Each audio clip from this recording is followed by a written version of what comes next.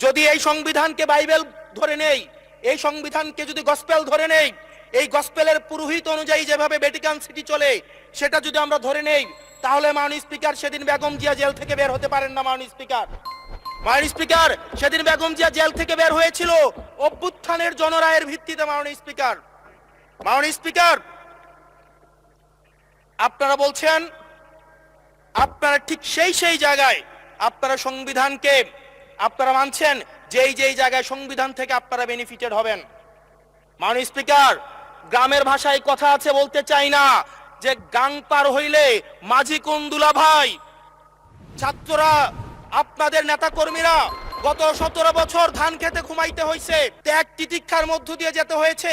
মহাসচিব কান্না করে বলেছে তাদের নেতা কর্মীরা ঢাকায় এসে রিক্সা চালিয়ে জীবন নির্বাহ করত। এই হাসিনার পতনের পরে যখন জনরায়, মাননীয় স্পিকার, যখন জনরায় কখনো কেতাবের কাছে মাথা নত করে না। এটা ভ্যাটিকান সিটি নয় যে গসপেল অনুযায়ী হচ্ছে দেশ পরিচালিত হবে।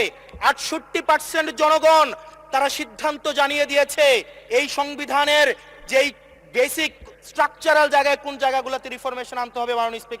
মাননীয় স্পিকার আন্দালিব রহমান পার্থ সাহেব বলেছেন যে অর্ডারে নাকি হচ্ছে সংবিধান সংস্কার পরিষদের গঠনটা নাই।